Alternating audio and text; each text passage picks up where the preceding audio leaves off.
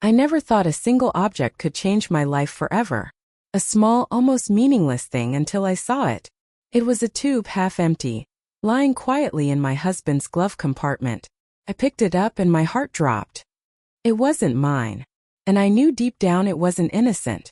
Julian had been acting strange for weeks. Late nights, business dinners, muted laughter on the phone that stopped when I walked into the room. His shirt smelled different, expensive perfume, too sweet, too young. That night, as he slept beside me, I stared at the ceiling, counting his lies. Every word, every excuse, every missing piece. Something was wrong, and my instincts screamed louder than ever. The next morning while he showered, I picked up his phone. He never let me touch it before. It was unlocked. Almost like the universe wanted me to see. A message blinked on the screen. One line. 8 words. Enough to destroy my world. You were incredible tonight, Dad. I love you. My breath caught. My body froze. Dad? Allison, she called him Dad. My mind refused to connect the dots. Allison, my daughter-in-law, my son's wife, could never. No. But the words didn't lie. I dropped the phone, my fingers trembling. My reflection in the mirror looked unfamiliar. Pale, broken, furious. I wanted to scream, to break something, to run away. But instead I smiled. Because I realized something. If I exploded now, they would hide everything. They'd erase the proof. And I'd be the crazy one, the paranoid wife. So I decided to wait. To watch. To listen. And when the time came, I would destroy them both. That evening, while Julian sat in the living room pretending to work, I went outside and opened his car again. The same tube lay there like a silent confession. This time I didn't hesitate. I went inside, grabbed a tube of industrial superglue from the toolbox and swapped it.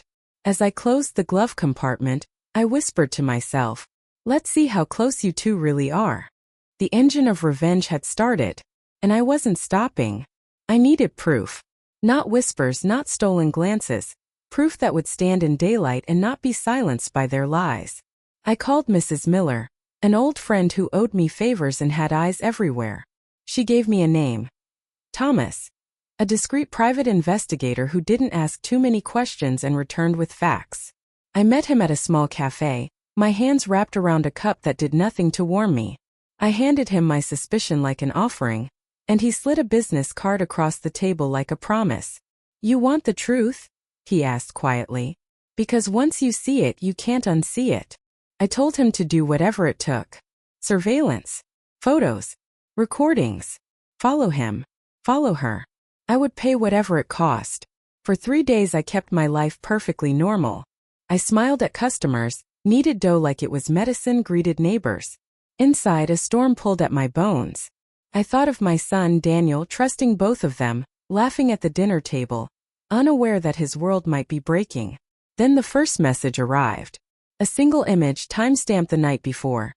Julian and Allison at a restaurant in a town 2 hours away. Hands entwined, faces close. The kind of photo you don't take by accident. My stomach dropped and yet a strange clarity swept through me. This was no coincidence. This was a pattern. Thomas sent more. Short clips from a hotel balcony. A lingering kiss. The gentle way Julian wiped a stray hair from Allison's face like a man who'd forgotten how to be a husband. Each file open like a wound. I saved every one, naming them with cold precision. Photo 1_date. Video 2_time. I printed the receipts, restaurant, hotel.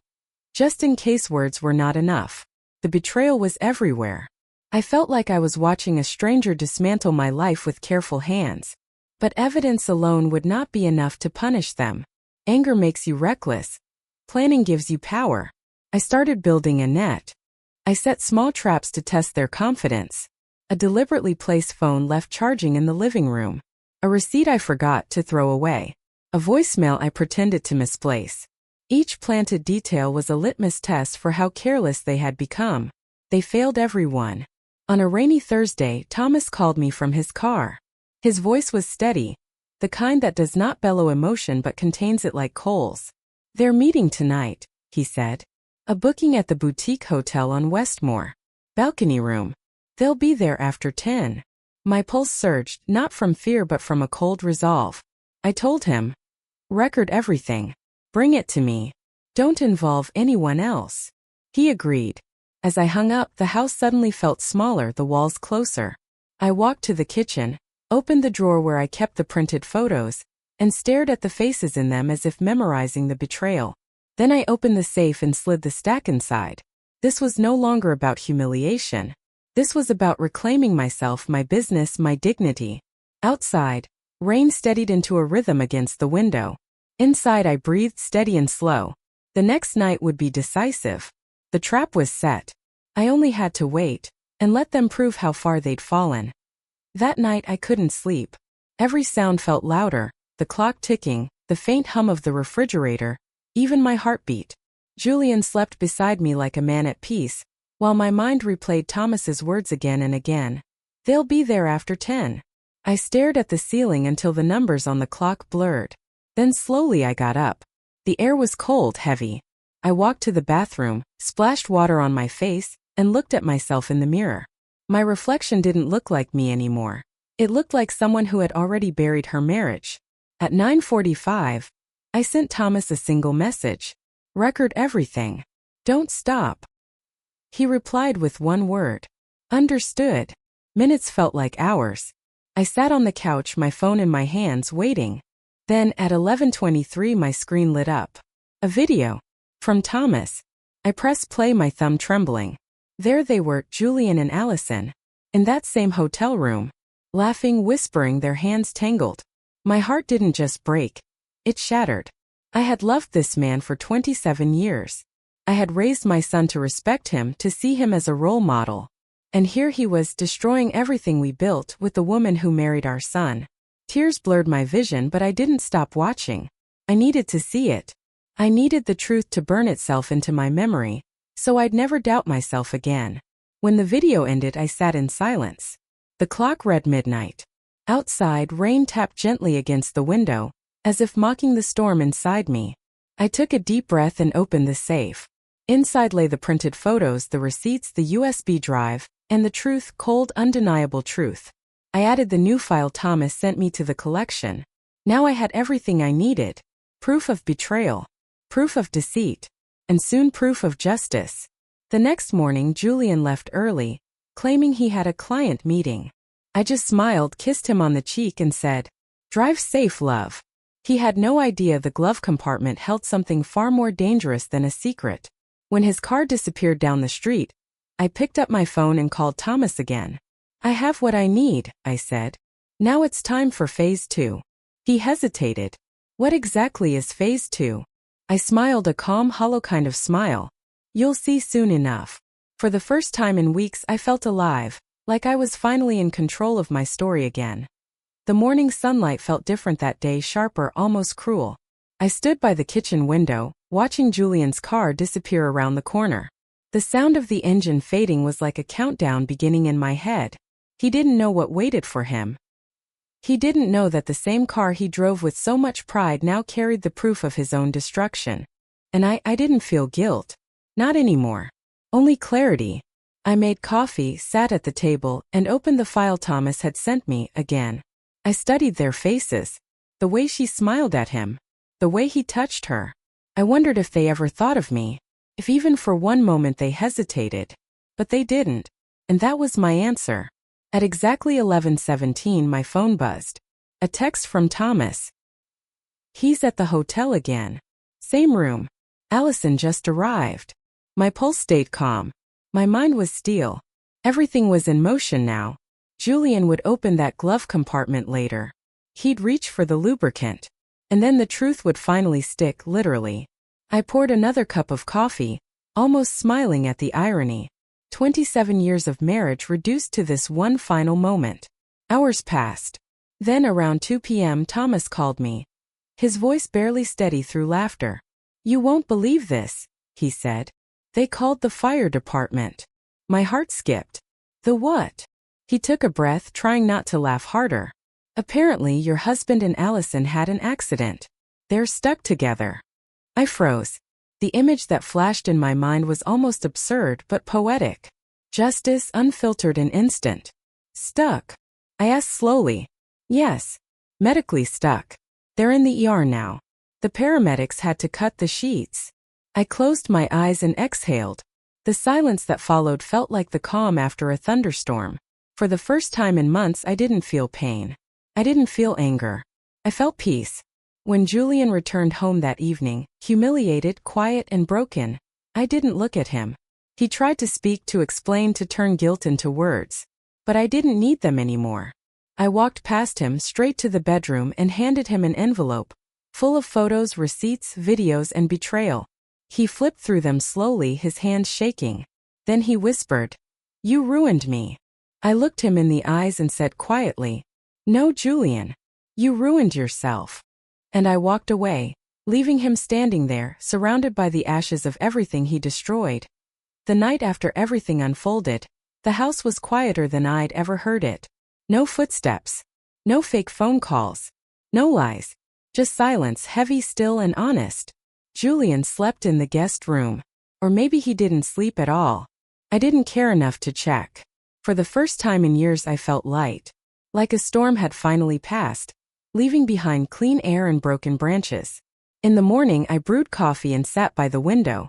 The sunlight fell across the floorboards, warm and golden.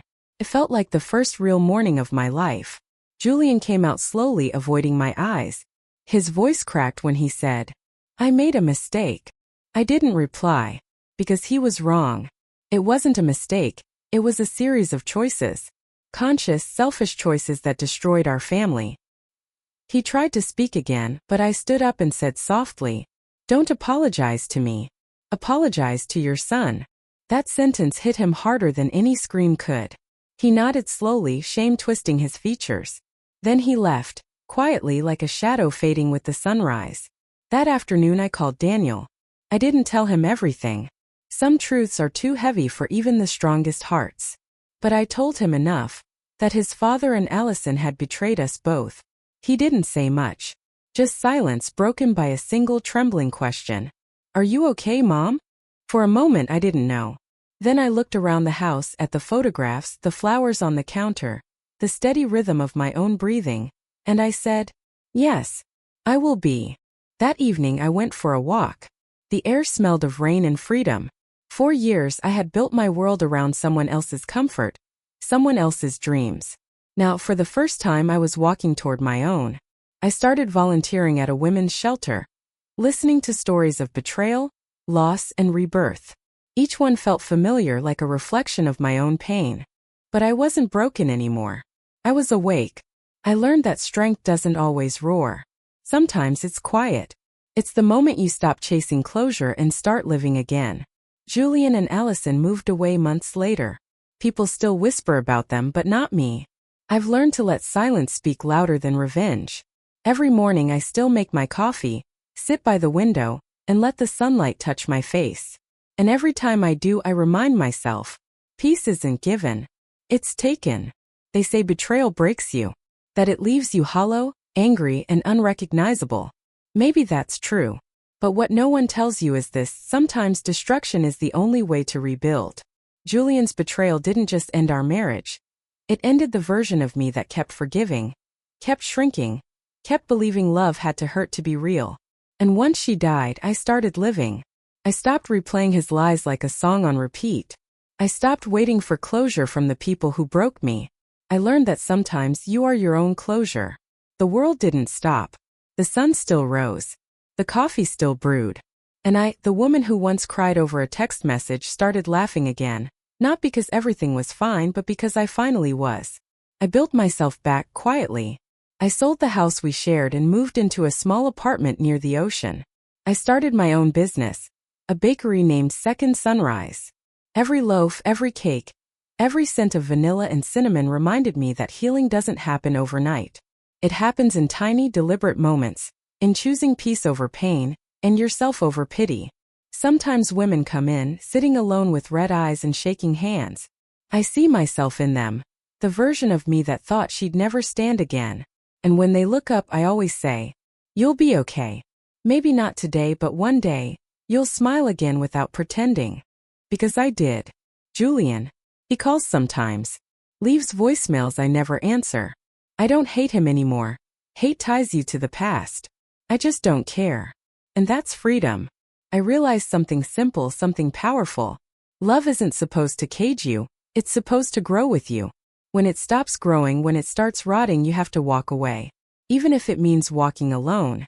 And now when I sit by the window, coffee in hand, watching the light spill across the floor, I whisper to myself, you did it. You survived the fire. And you didn't just survive. You became it. Because the truth is, sometimes a woman has to burn her past, just to see how bright she can glow in the dark. Sparkles.